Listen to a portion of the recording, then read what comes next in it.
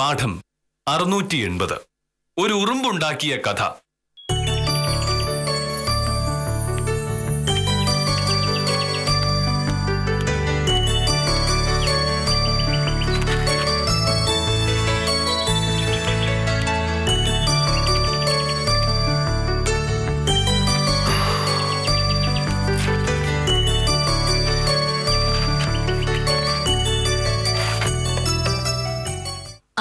ചായ ഉണ്ടാക്കിയോ?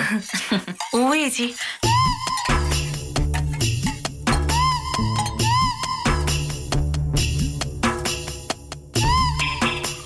സാറിന്റെ ചായ. ഈ ചായയുടെ പേരിലാണ് നിന്നെ ഇപ്പൊ ഇവിടെ ജോലിക്ക് നിർത്തിയിരിക്കുന്നത്. ഒരു ജോലിക്കാരി വന്നാൽ അവളെ എങ്ങനെ പറഞ്ഞു വിടാമെന്നാണ് സാധാരണ വില്ലേജ് ഓഫീസർ രാവിലെ മുതൽ ആലോചിക്കുക. നിന്റെ കാര്യത്തിലും അങ്ങനെ ഒരു ആലോചന ഇല്ലാതില്ല. പക്ഷേ രാവിലെ കിട്ടുന്ന നല്ല ഒന്നാമത്തെ ഒരു ചായ കുടിച്ചു കഴിയുമ്പോ കുറച്ചു നേരത്തേക്ക് മോഹനയുടെ ഒരു ചെറിയ മനമാറ്റം ഉണ്ടാവും. ഈ ചായ ഉണ്ടാക്കുന്നതിന് വലിയ പാടൊന്നുമില്ല ചേച്ചി. 1 മിനിറ്റ് നിന്നാ ഞാൻ കാണിച്ചു തരാം ഞാൻ എങ്ങനെയാ ചായ ഉണ്ടാക്കുന്നത്. അയ്യോ, ഇതാണ് നിനക്ക് ബുദ്ധിയില്ലെന്ന് ഞാൻ പറഞ്ഞത്. ഈ ചായ ഉണ്ടാക്കാൻ എന്നെ പഠിപ്പിച്ചിട്ടുണ്ടെങ്കിൽ പിന്നെ നിന്റെ ജോലി പോവില്ലേ? നമുക്ക് മാത്രമുള്ള ചില സാമർഥ്യങ്ങൾ വേറെ ആരെ പഠിപ്പിക്കരുത്. ഈ വലിയ വലിയ കോള കമ്പനികളൊക്കെ ഇല്ലേ, അവരൊക്കെ എന്താ ചെയ്യുക? കോളയിലെ കൂട്ട് വേറെ ആർക്കും പറഞ്ഞു കൊടുക്കില്ല, ഭയങ്കര രഹസ്യമാക്കി വെക്കും. ഇതിലിപ്പോ അത്ര വലിയ കൂട്ടൊന്നും ഇല്ലല്ലോ. ചായപ്പൊടി, പഞ്ചസാര, പാല്, അതിലെന്താ എത്ര രഹസ്യം? എന്തിലൊക്കെ എന്തൊക്കെ രഹസ്യങ്ങളായിരിക്കുന്നെന്ന് ആർക്കറിയാം.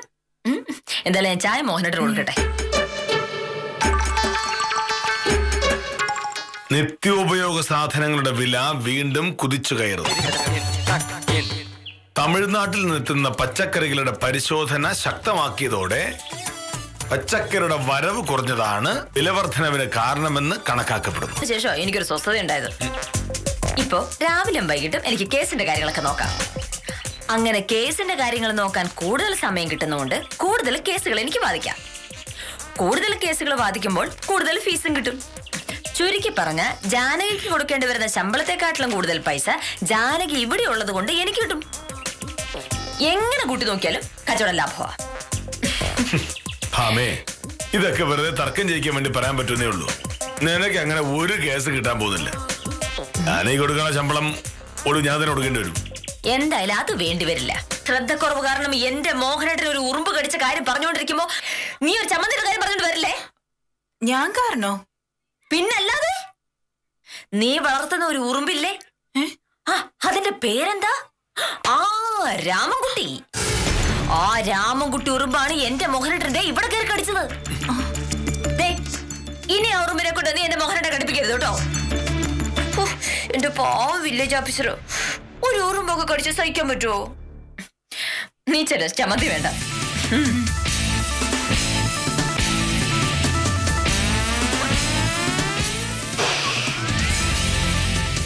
പോയാ? ഉറുമ്പിന്റെ പേര് രാമൻകുട്ടി എന്നല്ല, അതെന്റെ അച്ഛന്റെ പേരല്ലേ. അവന്റെ അയൽവക്കത്തുള്ള വീട്ടിലൊക്കെ അന്വേഷിച്ചിട്ട് സർട്ടിഫിക്കറ്റ് തരുള്ളൂ എന്ന് സാർ നേരത്തെ പറഞ്ഞായിരുന്നല്ലോ. ഇന്നാണെങ്കിൽ അയൽക്കാരെല്ലാവരും ഉണ്ട്.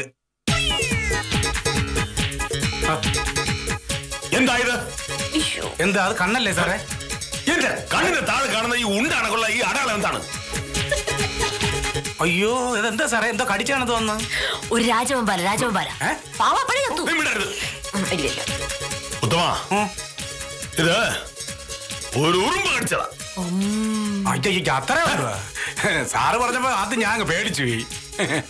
ശരിയാണോ? ഉത്തമൻ കൊണ്ടുവന്ന ജാനകി എന്ന വേലക്കാരിക്ക് ഞാൻ മാസം കൊടുക്കാമെന്ന് പറഞ്ഞ ശമ്പളം 4000 രൂപയാണ്. അറിയാലോ? അതെനിക്കറിയാം സാർ. 4000 രൂപ മാസം ഒരു വേലക്കാരിക്ക് കൊടുത്തിട്ടും എന്നെ ഉറുമ്പ് കടിച്ചു. അവള് വേലക്കാരിയല്ലേ, മോഹനേട്ടന്റെ ബോഡി കാണുന്നല്ലോ. നിന്നോട് ചോദിച്ചില്ല. ഒരു വേലക്കാരി അവളുടെ ജോലി കൃത്യമായി ചെയ്തിരുന്നെങ്കിൽ ഈ വീട്ടിൽ ഉറുമ്പുണ്ടാകുമായിരുന്നോ? ഇല്ല. അപ്പൊ എന്താണർത്ഥം? ജാനകി ഒരു ജോലിയും ചെയ്യുന്നില്ല എന്ന്. അങ്ങനെ ഒരു ജോലി കഴിയാൻ എനിക്ക് വേണ്ട. എത്രയും പെട്ടെന്ന് ഉത്തമൻ ജാനകി പിടിച്ചു കൊണ്ടെങ്കിലും പിടിക്കോ. അയ്യോ അല്ല സാറേ, അത് മാത്രമല്ലല്ലോ, തുണി അലക്കുന്നതും എനിക്ക് ഭക്ഷണം ഉണ്ടാക്കുന്നതും വിളമ്പുന്നതും എല്ലാം ജാനകി ആയിരിക്കും. എന്തായാലും ശമ്പളം കൊടുക്കുകയല്ലേ, അപ്പോ പരമാവധി ജോലിയൊക്കെ ചെയ്യിക്കാം. അപ്പൊ ഞാനോ? നീ ഒന്നും ചെയ്യണ്ടേ. നിനക്കൊന്നും ചെയ്യാൻ മനസ്സിലാത്തോണ്ടാണല്ലോ വേലക്കാരി കൊണ്ടുവന്നത്.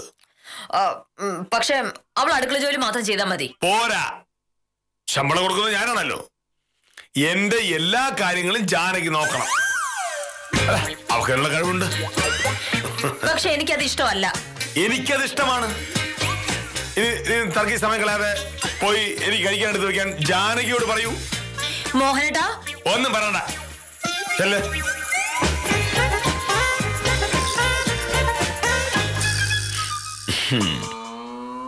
മോളെ ഭാമേ, നീ തന്നെ ഇന്ന് നമ്മളെ പിരിച്ചുവിടും. എന്നോടാ നിന്റെ കളി? ഒരു വില്ലേജ് മുഴുവൻ ഭരിക്കുന്ന എനിക്ക് നിന്നെ നിലക്കിർത്താനാണോ പാട്?